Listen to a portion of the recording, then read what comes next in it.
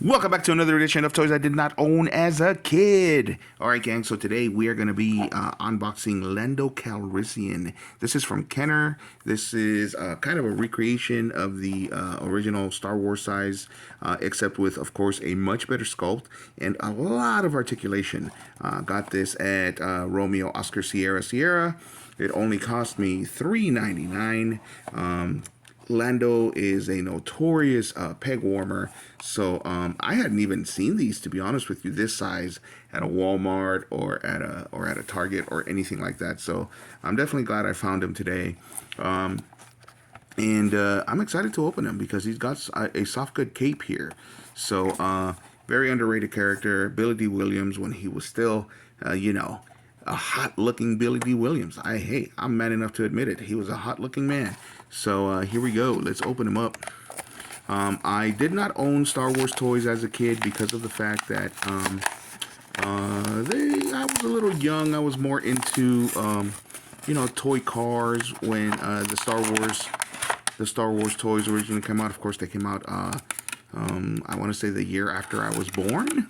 So I did have a Boba Fett, though. I had a hand-me-down Boba Fett that my cousins from the United States sent all the way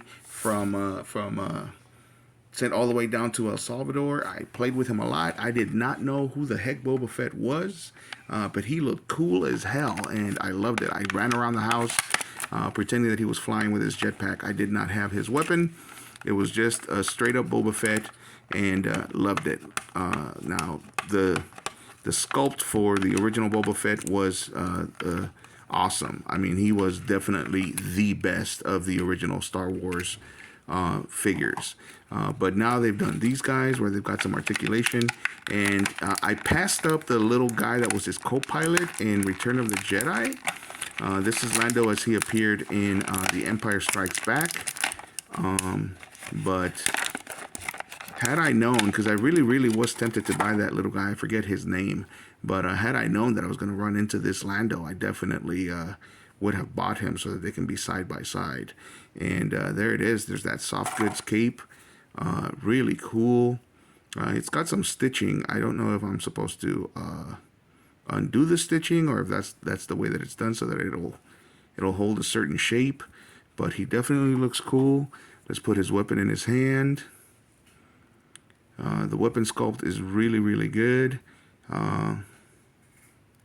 And the trigger finger fits right where the trigger is supposed to go. Great articulation. Great sculpt. This is a great sculpt. They definitely got his likeness down. I really hate it when they have, I mean, we're in 2024, entering 2025, and we've got these toys that look nothing like the actors did. This is a great sculpt.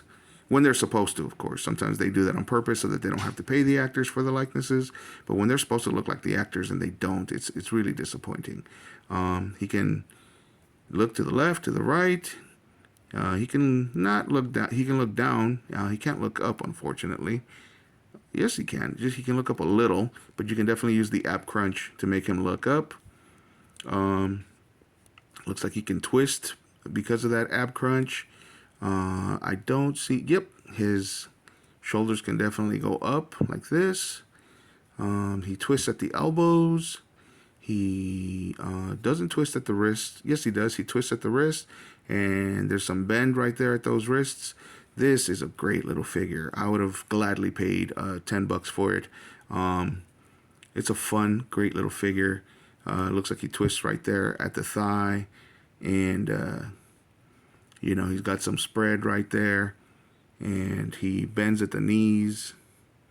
It looks like he's got one of those double jointed knees. Yep. Am I doing all of that off camera?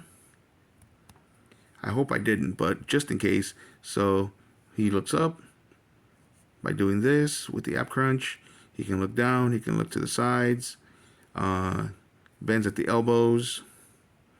He can twist at the wrists and he can twist at the elbows. His shoulders do go up and down. Lots of articulation.